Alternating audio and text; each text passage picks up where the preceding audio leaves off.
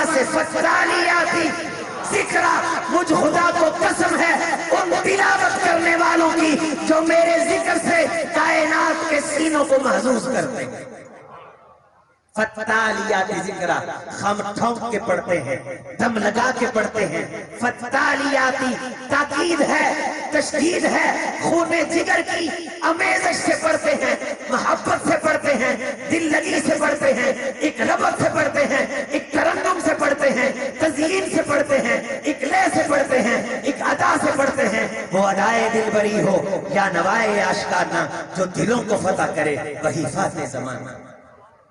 پڑھتے تو وہ بھی ہیں جنہوں نے آج تک یہ سمجھا کہ انگلش غلط ہو تو انسان کی توہین ہوتی ہے، اردو کی ادائیگی ٹھیک نہ ہو انسان کی توہین ہوتی ہے، اور قرآن جیسے چاہیں پڑھیں تو کوئی مسئلہ نہیں۔ حضرات مسئلہ ہے فتالیاتی ذکرہ، جو قرآن کی صحیح ادائیگی پہ محنت کرتے ہیں، جگر کا زور لگاتے ہیں، سینے کا خون لگاتے ہیں۔ مجھ خدا کو قسم ہے ان سینے کی جو محنت مشقت سے لوگوں کو قرآن سناتے ہیں۔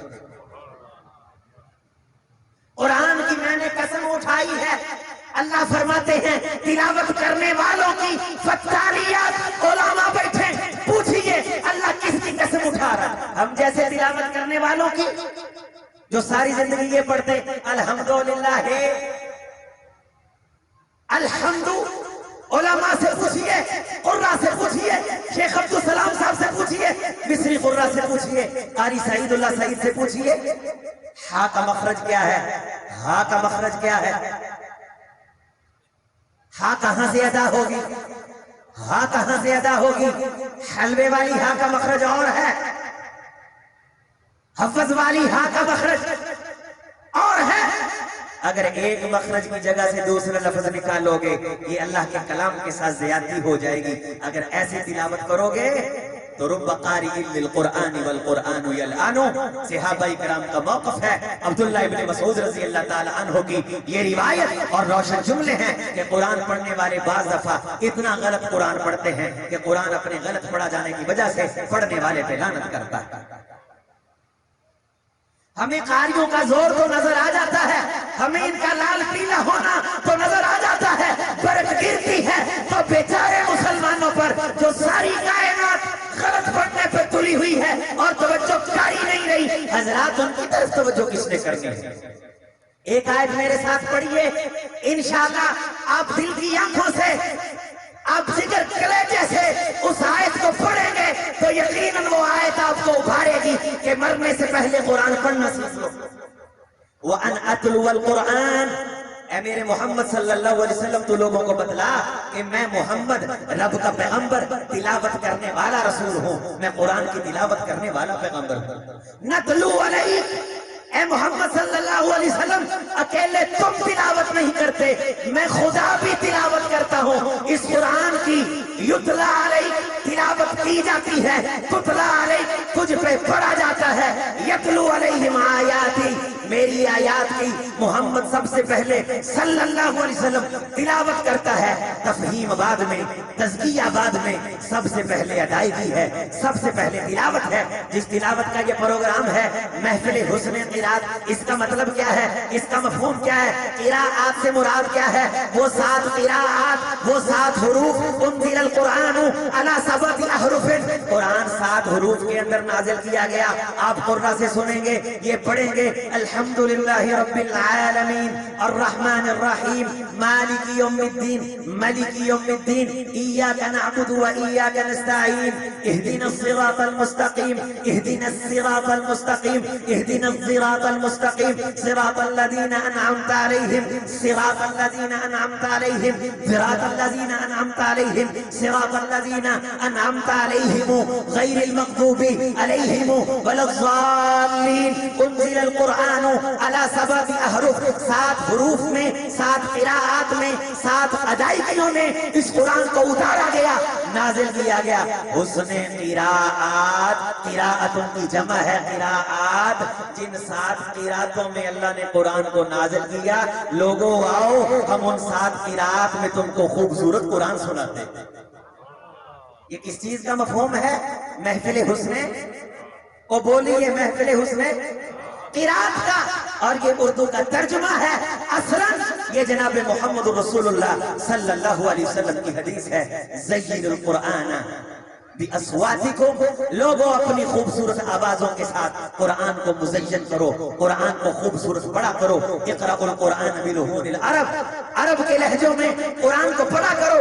مصر عرب ہے، شام عرب ہے، سعودیہ عرب ہے، یمن عرب ہے، عرب کے ممالک میں قرآن پڑھنے پڑھانے سیکھنے سکھانے والے مشائخ کے انداز میں پڑھا کرو۔ اس طرح خوبصورت انداز میں پڑھنے کا حکم جناب محمد رسول اللہ صلی اللہ علیہ وسلم نے دیا۔ قرآن مجید کو خوبصورت پڑھنے کے لیے اپنے بچوں کو وقف کرنا اور اس کی ادائیگی کے لیے خود ٹائم نکالنا۔ بعض ہمارے دوست کہتے ہیں ہم سن رسیدہ ہو چکے، ہم عمر رسیدہ ہو چکے۔ سلمان فارسی رضی اللہ تعالی عنہ نے جب چھوٹے چھوٹے بچوں سے قرآن سیکھنا شروع کیا، 3 روایات آتی ہیں، 3 احادیث آتی ہیں۔ ایک حدیث کے اندر موجود ہے کہ ان کی عمر اس وقت 125 سال سے اوپر تھی، 150 سال کے قریب تھے۔ ہماری اس مجلس کے اندر کوئی شخص 150 سال کا نہیں، اتنی بڑی عمر تھی، وہ قرآن سیکھتے تھے۔ جناب ابو قحافہ سیدنا صدیق اکبر رضی اللہ تعالیٰ عنہ کے والد گرامی 100 سال کے قریب تھے جب چھوٹے چھوٹے بچوں سے رب کا قرآن سیکھتے ہوئے یہ کہا کرتے تھے ہماری عمریں بڑی ہو گئی، ہم پیچھے رہ گئے، تم نے قرآن سیکھا، تم چھوٹے ہو کے ہم سے آگے بڑھ گئے۔ قرآن مجید سیکھنا، اس کی قراءت سیکھنا، اس کی ادائیگی سیکھنا، ہمارے بعد والدین بچوں کے والدین وہ حفظ کے اساتذہ سے آگے لڑائی شروع کر دیتے ہیں۔ 3 مہینے ہو گئے ہیں، آپ نے ابھی تک قاعدے پہ لگایا ہے، نورانی قاعدہ ہے، قرآنی قاعدہ ہے، مخارج ہیں، صفات ہے، تجوید کی مبادیات ہیں۔ ایک حرف کے اندر کم از کم 7 صفات پائی جاتی ہیں۔ آپ کے بچوں کو ان صفات کے نام آتے ہیں کہ جب آپ نے اس حرف کو پڑھنا ہے، صفات لازمہ متضادہ ہے، صفات لازمہ غیر متضادہ ہے، یہ صفات اس حرف کے اندر پائی جانی چاہیے۔ جب یہ صفات اس حرف کے اندر پائی جائیں گی، یہ قرآن حق رکھتا ہے اقرأوا القرآن کما انزل، کہ جس طرح اللہ نے اسے ٹھہر ٹھہر کے نجمن نجمن اتارا ہے، اسی طرح ٹھہر ٹھہر کے سکون کے ساتھ اس کو اطمینان اور تجوید کے ساتھ مشائخ سے سیکھ کر کے پڑھا جائے۔ علماء نے کیا کہا؟ وَلَفْظُ بِالتَّجْوِيدِ حَتْمٌ لَازِمٌ مَنْ لَمْ يُجَوِّدِ الْقُرْآنَ عَزِيزٌ۔ میں اپنے ان عزیز ساتھیوں سے یہ گزارش کرتا ہوں کہ جو یہ کہتے ہیں کہ اس طرح قرآن پڑھنا ثابت نہیں ہے، یہ قرآن کرام تو کوئی نہ کوئی دلیل لے آئیں گے۔ میں نے پچھلے دنوں قاری عبدالسلام صاحب سے فون پہ بات ہو رہی تھی، کوئی نصف گھنٹے کے برابر بات ہوئی، تو میں نے کہا حضرت بعض لوگ یہ کہتے ہیں کہ یہ قاری لال پیلے ہو جاتے ہیں، تو کہنے لگے رحمت کائنات علیہ السلام کے خطبے کا انداز روایات میں نقل ہوا، احمرت وجنتاہ، رحمت کائنات جب خطبہ ارشاد فرماتے تو آپ کے گال مبارک سرخ ہو جاتے، آپ کے رخسار مبارک سرخ ہو جاتے۔ تو جب آپ خطبہ ارشاد فرماتے تھے تو کیا اس خطبے کے اندر قرآن نہیں پڑھتے تھے؟ قرآن پڑھتے تھے، زیادہ قرآن ہوتا تھا۔ سورہ قاف والقرآن المجید خطبہ جمعہ کے افتتاحیے میں کائنات کے امام ساری پڑھ جاتے تھے۔ لیکن جس طرح ہم عمومی طور پہ غلط قرآن پڑھتے ہیں، اس غلط قرآن پڑھنے کی ہمارے پاس کوئی دلیل نہیں۔ ان بچوں کو پروموٹ کرنا، ان پروگرامز کے اندر یہ فکر دی جا رہی ہے، لوگ گانے کے لیے ریاضتیں کرتے ہیں اور بڑے فخر سے انٹرویو دیتے ہیں کہ میں طبلہ ماسٹر ہوں اور میں نے ڈھول بجانے کے لیے 25 سال ریاضت کی ہے۔ وہ آگے سے کہتا ہے واہ سبحان اللہ، یعنی ڈوم ڈوم پونے کی بات کرتا ہے اور آگے سے اس کو سبحان اللہ کہا جاتا ہے۔ وہ تیرگی حسن کہلائی جو میرے نام آئے، سیاہ میں تھی، ان عقل کے اندوں کو الٹا نظر آتا ہے، مجنون نظر آتی ہے، لیلا نظر آتا ہے۔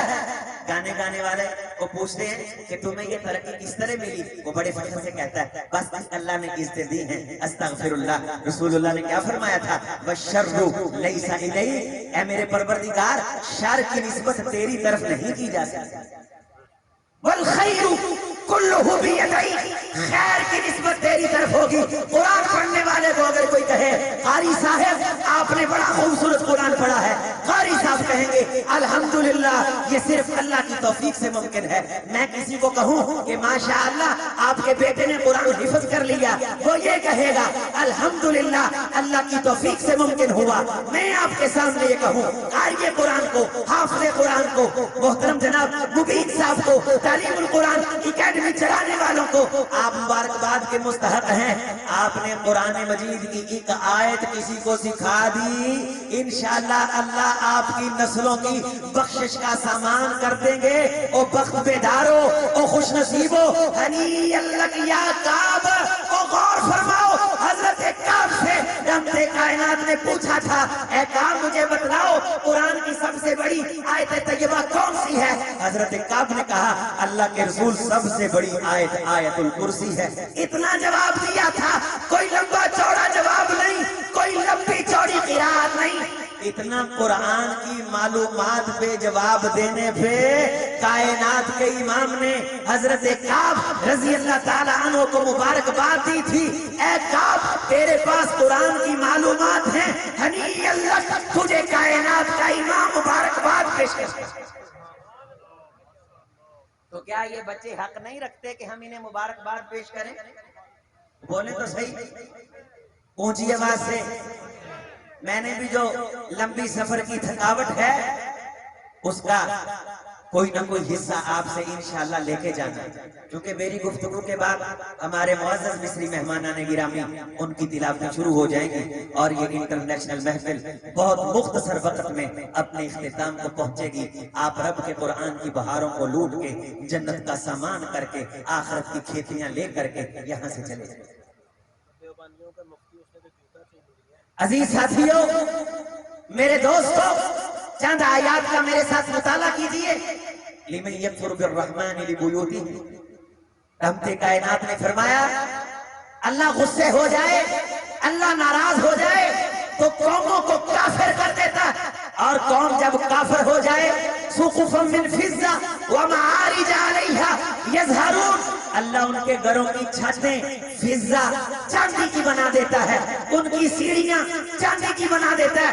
وَلِبُيُوتِهِمْ أَبْوَابًا وَسُرُرًا عَلَيْهَا يَتَّكِئُونَ، اللہ ناراض ہو جائے اللہ بیڈ سونے کا دے دیتا ہے، اللہ بیڈ سونے کا دے دیتا ہے، اللہ تکیہ سونے کا دے دیتا ہے۔ وَزُخْرُفًا، سورہ زخرف کی آیات ہیں، اللہ سونے کی کنڈیاں دے دیتا ہے، ٹوٹیاں سونے کی، بستر سونے کے، فرش سونے کے دے دیتا ہے۔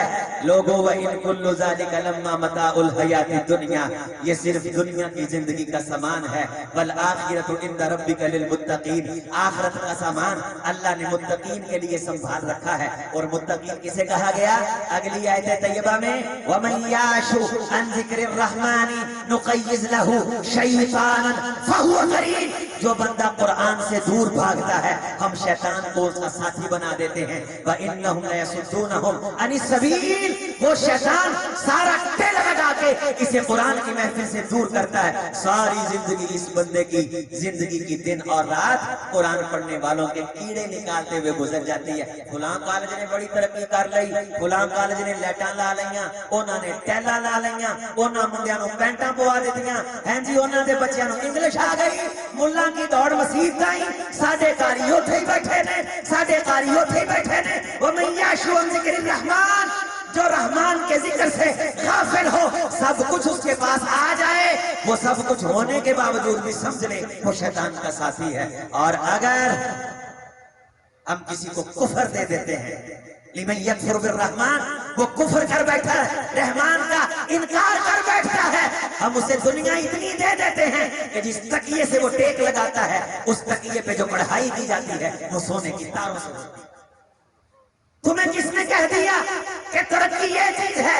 دو تین آیات چھوڑ کے پھر یہ آیات میرے ساتھ بڑی چھوٹی سی آیت ہے، وَإِنَّهُ لَذِكْرٌ لَكَ، پڑھیے ذرا اونچی آواز سے، وَإِنَّهُ لذکر لک ولقومک وسوف تسألون۔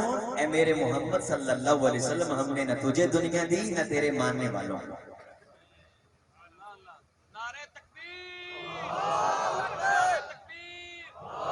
ہم نے تجھے کیا دیا؟ وَلَقَدْ آتَيْنَاكَ سَبْعًا مِنَ الْمَثَانِي وَالْقُرْآنَ الْعَظِيمَ۔ 7 آیات سورۃ الفاتحہ کی دی، قرآن عظیم عطا کیا۔ لا تمدن عینیک الی ما متعنا بہ، کائنات کو زرق برق، زیبائش، فہمائش، آرائش اور یہ جو چمک دمک ہم نے عطا کر رکھی ہے نا، اے میرے حبیب جب قرآن تیرے پاس ہے تو اس قرآن کے ہوتے ہوئے تو نے نظر اٹھا کے دنیا کی طرف نہیں دیکھنا، اپنے کائنات کے خزانے قرآن میں رکھے ہیں، قرآن کی خدمت میں رکھے ہیں۔ نظر کو خیرہ کرتی ہے چمک عصر حاضر کی، یہ سنائی مگر جھوٹے نگوں کی ریزہ کاری، یہ جھوٹی چمک ہے، اصل چمک، اصل نور قرآن کا نور ہے۔ ایک بندہ بیٹھا قرآن پڑھ رہا ہے، وقت کا خلیفہ آتا ہے، امیر المومنین آتا ہے، ہشام بن عبد الملک آتا ہے، 50,000 نوکر چاکر ساتھ ہیں، جو ہشام کی شکل دیکھتا ہے اس کے پاؤں زمین پہ نہیں لگتے۔ جس طرح آج ہم سیاستدانوں سے بڑا بغلگیر ہوتے ہیں اور جب حکومت ان سے چھن جاتی ہے پھر ہم ان کے خلاف ہو جاتے ہیں۔ سدا بہار بادشاہی اللہ کی اور سدا بہار دنیا پہ عزت اللہ کا قرآن پڑھنے والوں۔ عزیزوں، ہشام نے دیکھا کہ ایک بندہ قرآن پڑھ رہا ہے، دنیا اس کے پیچھے پیچھے پھر رہی ہے، اس بندے نے نظر بھی اٹھا کے نہیں دیکھا، ہشام چل کے قریب آیا، پھر بھی نہیں دیکھا، کہا پتہ نہیں اس کے پاس کیا ہے کہ جس کے ہوتے ہوئے یہ نہیں دیکھ رہا۔ انہوں نے کیا فرمایا؟ آتیناک سبعا من المثانی والقرآن العظیم، جس بندے کو ہم قرآن دے دیں اسے قرآن کی قیمت اور دولت کا احساس ہو جائے، اسے دنیا دار کو دے کے کبھی رشک نہیں کرے۔ کیا حسن نے سمجھا ہے، کیا عشق نے جانا ہے، ہم خاک نشینوں کی ٹھوکر میں زمانہ۔ ہشام نے کہا جناب سالم، یہ عبداللہ ابن عمر کے بیٹے عمر فاروق کے پوتے رضی اللہ تعالیٰ عنہ بیٹھے قرآن کی تلاوت کر رہے تھے، حرم کے اندر بیٹھے کیا کر رہے تھے؟ کیا کر رہے تھے؟ قرآن مجید کی تلاوت کر رہے تھے۔ اتاری یہ سالم مانا نہ مانا رہا، مجھے جانتے ہیں میں کون ہوں؟ کہا مجھے معلوم ہے انت ہشام۔ پھر قرآن پڑھنا شروع کیا، پھر قرآن پڑھنا شروع کیا۔ حکومت بہت بڑے سٹیٹس والی، ہشام کی اتنی بڑی سلطنت تھی کہ بادل کے ٹکڑے کو مخاطب کر کے کہا کرتا تھا تو جہاں جا کے برسے گا سلطنت میری ہے، اتنی بڑی سلطنت۔ اسے وہاں شرمندگی اٹھانی پڑی، او قرآن کے قاری، عزتیں تیرے لیے، کامیابیاں تیرے لیے، کامرانیاں تیرے لیے۔ کب؟ جب تیری آنکھیں بند ہو جائیں گی، تیری قبر کے اندر کائنات کی کوئی ٹیکنالوجی روشنی نہیں کر سکے گی، تیرے بیٹے کی ایک آیت تیری قبر کے اندھیروں کو بھگا دے، تیری ساری بھول دور ہو جائے گی، تیری غفلت کے پردے چاک چاک ہو جائیں گے۔ ہشام سے پوچھ، سالم سے پوچھ، قرآن بڑا ہے یا حکومت بڑی ہے، تلاوت بڑی ہے یا عہدہ بڑا ہے؟ کہا ہشام نے جناب سالم میں آپ کی خدمت میں حاضر ہوا، آپ مجھے حکم لگائیں میں آپ کی خدمت کروں۔ کہا ہشام بڑا احمق ہے، بڑا پاگل ہے، میں خدا کے گھر میں بیٹھوں اور اس کے منگتے سے مانگوں، مجھے شرم آتی۔ تنک بخشی کو استغنا سے پیغام خجالت دے، نرہ منت کشے شبنم نگو جامو سبو کر لے، تجھے کیوں فکر ہے اے گل دلے جلسا کے بلبل کی، تو اپنے پیر ہن کے چاک تو پہلے رفو کر لے، تمنا آبرو کی ہے اگر گلزار ہستی میں تو کانٹوں میں الجھ کر زندگی کرنے کی خو کر لے۔ لوگاں دیاں کڑویاں کسیلیاں سن کے قرآن کا تعلق مضبوط کر، اللہ جنت رکھی تیرے لیے۔ اکتانا نہیں، حافظ قرآن کو ہم دیتے کیا ہیں، قاری قرآن کو دیتے کیا ہیں، ٹکے ٹکے کی ہم باتیں کرتے ہیں لیکن وہ پھر ٹک جاتے ہیں۔ اللہ کی قسم یہ اللہ کا دیا حوصلہ ہے جو ان کو قرآن کی مسند پہ بٹھاتا ہے۔ صبح سے لے کے شام تک یہ آپ کے بچوں کی خاطر پڑھنے والے بچہ ایک مرتبہ ہم زندگی میں شرارت کرتا دیکھیں، ہم قاری قرآن کی ساری خدمات کو اکٹھا کر کے آگ لگا دیتے ہیں۔ تم نے ہمارے بچے کو کیا سکھایا ہے؟ جس نے قرآن سکھا دیا ہے وہ اور کیا سکھایا؟ ہشام پیچھے آیا، جناب سالم حرم سے باہر نکلے، حکومت پیچھے آئی، قرآن آگے چلا، سٹیٹس پیچھے آیا، دنیا پیچھے آئی۔ قربان جائیے قرآن کی عظمت پہ، دل میں جگہ دیجئے ان باتوں کو، ان واقعات کو۔ پیچھے سے آواز نے کہا، جناب سالم آپ اللہ کے گھر سے باہر ہو، اب مجھ سے مانگو، میں کوئی اراضی دوں۔ کہا کیا دے سکتے ہو؟ مجھے جنت دے سکتے ہو؟ جنت دے سکتے ہو؟ ہشام کہنے لگا نہیں، جنت تو میں نہیں دے سکتا۔ کیا دے سکتے ہو؟ کہنے لگا دنیا کی حکومت، عہدہ، سٹیٹس، کوئی قطع ارضی، کوئی جائیداد، کوئی پراپرٹی، درہم و دینار کے گورے۔ کہا یہ کائنات پیدا کس نے کی؟ ہشام نے کہا اللہ نے۔ سالم نے کہا جناب ہشام، جس اللہ نے یہ دنیا پیدا کی ہے نا، میں نے تو اس سے کبھی نہیں مانگی، تجھ سے کیوں مانگی؟ کسے نہیں تمنائے سروری لیکن خود ہی کی موت ہو جس میں، وہ سروری کیا ہے؟ بتوں سے تجھ کو امیدیں، خدا سے نا امیدی۔ مجھے بتا تو صحیح اور کافری کیا ہے؟ دکان تے تینوں امید ہے کہ چلے گی تے روزی آئے گی، قرآن تے تینوں امید نہیں یہ بچہ پڑھے گا تے روزی آئے گی۔ ہوں جو میں بڑا بڑا مومن ہاں، بڑا بڑا متقی ہاں، بڑا بڑا پرہیزگار ہاں۔ ایک واقعہ سنیے، میں بات کو مکمل کروں۔ وَإِنَّهُ لَذِكْرٌ لَكَ، اے میرے محمد صلی اللہ علیہ وسلم، یہ قرآن تیرے لیے ہے۔ یہ قرآن کس کے لیے ہے؟ وہ بولے تیرے لیے ہے، والی قومی کا، اور تیری قوم کے لیے ہے، اور تیری قوم کے لیے۔ وَسَوْفَ تُسْأَلُونَ، تاڑے کو اس قرآن چھوڑو، سوال پوچھے جا سکتے۔ امتحان کی تیاری کر کے آئے جے، میں ہر چیز لیک کر دیتی ہے، نصاب عطا کر دیتا ہے۔ وَسَوْفَ تُسْأَلُونَ، تم سے اس کتاب کے بارے پوچھا جا سکتا ہے، اس کی ادائیگی کے بارے بھی پوچھا جا سکتا ہے، اس کے فہم کے بارے بھی پوچھا جا سکتا ہے۔ ہشام بن عبد الملک مر گیا، 12 بیٹے چھوڑے۔ کتنے بیٹے؟ سارے بولیے تاکہ بات یاد رہے، کتنے بیٹے؟ 12 بیٹے۔ منصور بہت بڑا خلیفہ عباسی سلطنت کے تخت پہ بیٹھا، لوگ اسے مبارکباد دینے کے لیے آئے۔ مقاتل ابن سلیمان ایک مولوی صاحب تھے، وہ بھی مبارکباد دینے کے لیے آئے۔ منصور کہنے لگا مقاتل سب لوگوں نے مبارکباد دی ہے تخت پہ بیٹھنے کی، تم مبارکباد رہنے دو، تم مجھے نصیحت کرو، کوئی مجھے کوئی نہ کوئی بات سناؤ۔ کون سی نصیحت کروں؟ آنکھوں دیکھی کوئی بات سناؤں یا کانوں سنی کوئی بات سناؤں؟ منصور کہنے لگا تخت خلافت پہ بیٹھا، قلبی بیمار آئی تھی، اے مقاتل آنکھوں دیکھا کوئی واقعہ سن۔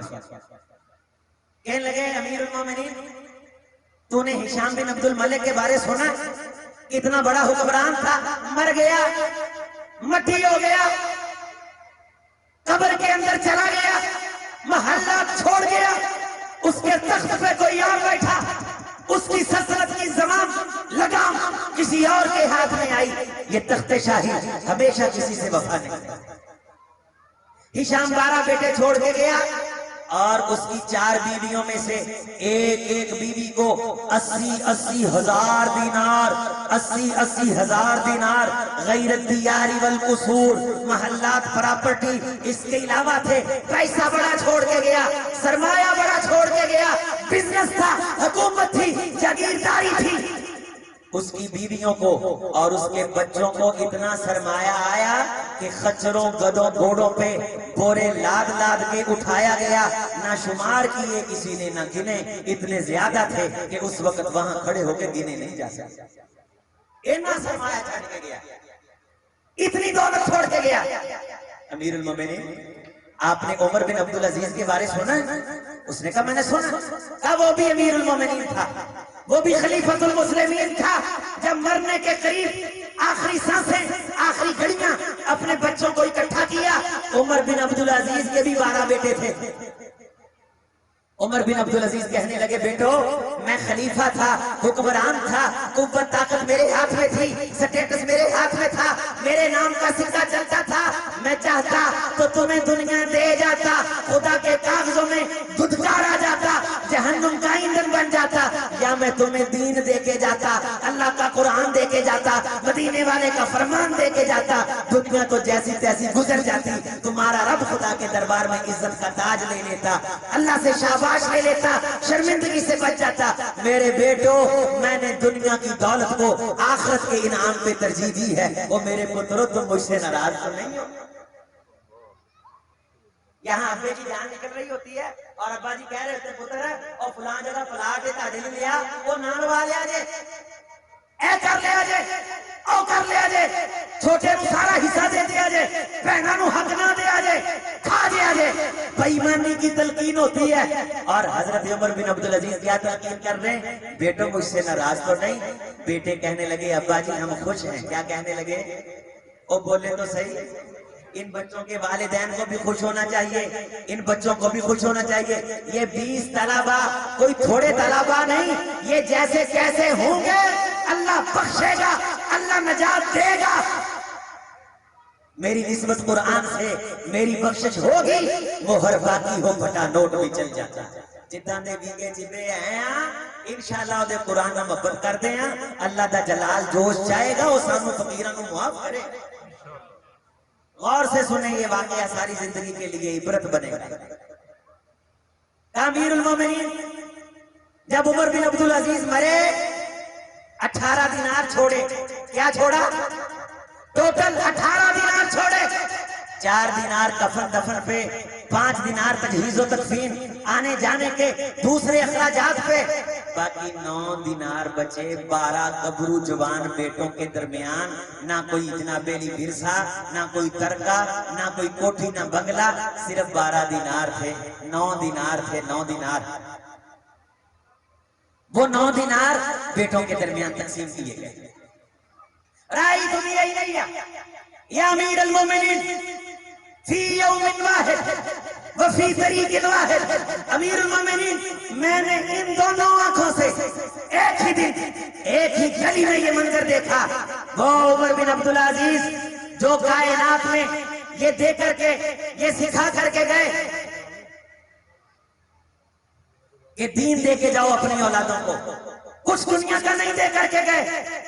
امیر المومنین جب وہ گئے ان کے بچوں کو وہ کچھ نہیں چھوڑ کے گئے, دین دے کے گئے. تو میں نے اپنی آنکھوں سے دیکھا کہ عمر بن عبدالعزیز کی اولاد میں سے ان کی اولاد کا ایک بچہ, اس نے 100 گھوڑا سامان کا لادا اللہ کے رستے میں خرچ کر دیا. اور اسی دن میں نے اسی رستے میں اسی گلی میں دیکھا ولد من ولدی ہشام بن عبد الملک یسألون الناس فی الطریق, ہشام بن عبد الملک کی اولاد اس رستے میں بھیک مانگ رہی تھی. وارث مان نہ کر وارثندہ, رب بے وارث کر ماردائی. اصل ذخیرہ قرآن ہے. اللہ قرآن کی محبت عطا فرمائے, اللہ آپ کا بیٹھنا قبول فرمائے, قرآن کے لیے آنا قبول فرمائے. دیا رکھوں تکتبو آثارکم, اس محفل کی طرف اٹھنے والے قدموں کے نشانات کو اللہ لکھے, قیامت کے دن میزان حسنات میں رکھے, جنت میں جانے کا اللہ ذریعہ بنائے. جتنے دوست احباب شوق سے بیٹھے اللہ سب کے چہروں کو روشنی عطا فرمائے. اور قاری عبدالسلام صاحب یہ 16-17 کے قریب جو انٹرنیشنل محافل ہوئی, مدارس کے اندر رونق ہوئی, داخلے بڑے, لوگوں کا قرآن کی طرف رجحان بڑا. اللہ اس تمام ذوق اور شوق اور اس پذیرائی کو توشہ آخرت بنا کے اپنی جناب میں قبول فرمائے. اقول قولی ھذا استغفر اللہ لی ولکم ولسائر المسلمین.